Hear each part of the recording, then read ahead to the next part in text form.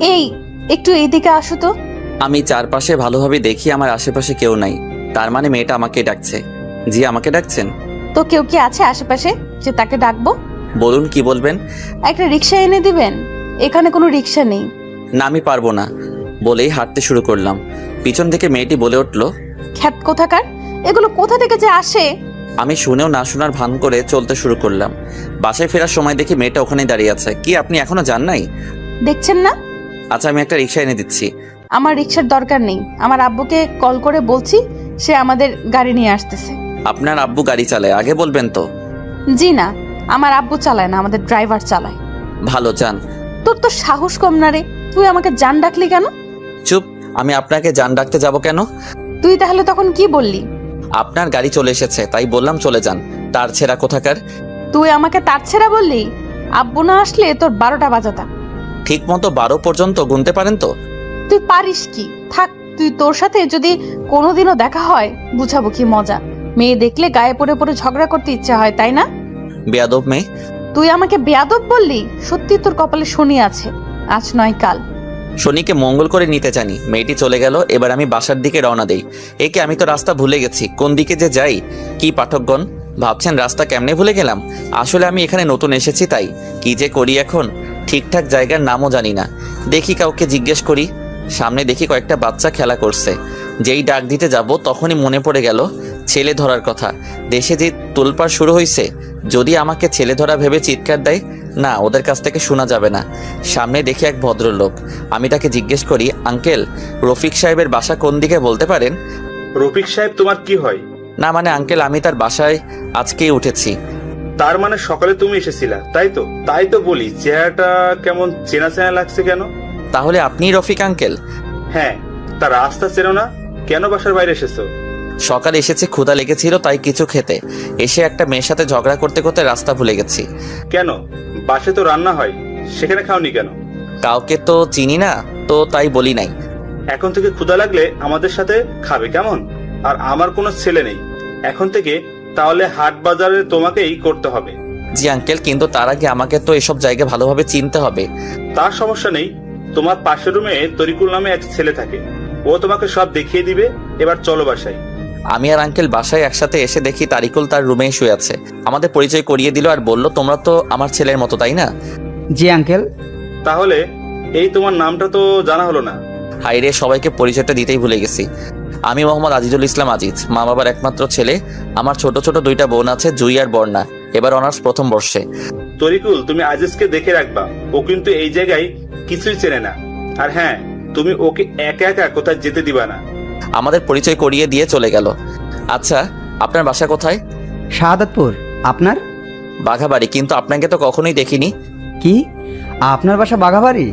ভালোই হলো, এক জায়গায় আর দুইজন। এখানে কতদিন ধরে থাকেন? এই তো কিছুদিন ধরে, এবার অনার্সে। প্রথম বর্ষে? আরে আমরা আপনা আপনি করে বলছি কেন, আমরা তো একই বর্ষে। তাহলে আরো ভালো হলো। চলো এবার খেয়ে দিয়ে ঘুমিয়ে পড়ি, কাল আবার প্রথম ক্লাস।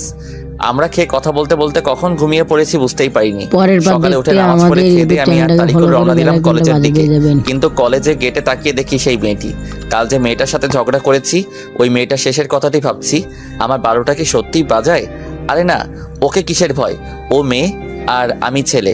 আমরা চুপি চুপি কলেজের ভিতরে প্রবেশ করছি। এমন সময় তারিকুল বলে উঠলো, তুমি কিন্তু একা একা কোথাও যেও না। না, আমি আর কোথায় যাব? আমি কি এখানকার কিছু চিনি? এমন সময় পিছু তাকিয়ে দেখি সেই মেয়েটি আর নেই। যাক, আজকে তো বাঁচলাম। মনের মাঝে খুশি খুশি লাগছে। সামনে তাকিয়ে দেখি সেই মেয়ে আমার দিকে তাকিয়ে আছে। মনে হয় আমাকে তাজা খেয়ে ফেলবে। আমি পাশ কেটে যেতে চেষ্টা করলাম, কিন্তু যেতে তো আর পারলাম না। মেয়েটি আমার কলার ধরে বলল, তুই এই কলেজের ছাত্র? তুই তো এবার শেষ। দেখেন আমি কি করেছি। আপনি আমার কলার ধরে আছেন, ছাড়েন বলছি। বলেছিলাম না তোর কপালে শনি আছে? কে আপনি? আর ও আপনাকে কি করেছে? ছাড়েন ওকে। এটাই সে বেয়াদব মেয়েটা, কাল আমার সাথে ঝগড়া করেছে আর আজ তো দেখছই। কি, তুই আমাকে বেয়াদব বললি? তো আপনি কি এর চেয়ে নিচে নামতে চান? দেখ আমি কি করি। এমন সময় ক্লাসের ঘন্টা বাজলো। তোকে পরে দেখে নেব।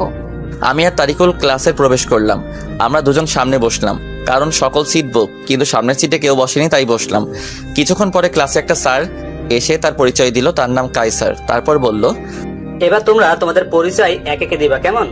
জি স্যার। আমি যাকে ডাকবো সে এখানে এসে তার পরিচয় দিবে।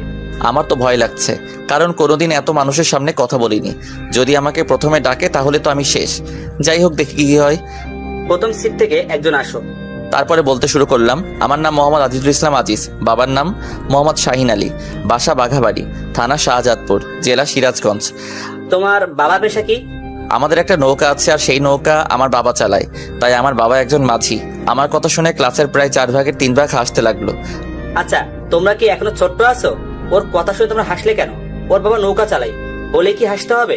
তোমরা এটা ভাবো একটা বাবা কত ভালো হয়, তিনি নৌকা চালিয়ে ছেলেকে মানুষ করছে। না জানি তার কত আশা আছে। আচ্ছা, এবার তুমি যাও। আমি চলে আসলাম। এবার পিছনের সিট থেকে একজন আসো। আমি নিচের দিকে চেয়ে থেকে কথাগুলো শুনছি। একটা মেয়ে স্যারের কাছে যাওয়ার পরে বলতে শুরু করলো, আমার নাম মোসাম্মদ লাবণ্য আক্তার ঈশিতা, বাবার নাম মোহাম্মদ আব্দুল মতিউর রহমান চৌধুরী।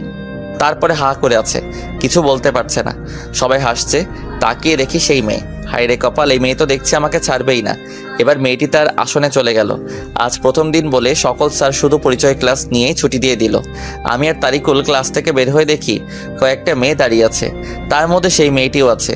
কি জানে কি বলবে এবার। দেখ দেখ, মাছির ছেলে। ওর কথা শুনে মাথা পুরাই ঠান্ডা হয়ে গেল। মনে হচ্ছে কষে একটা থাপ্পড় দেই। চুপ বেয়াদব মেয়ে।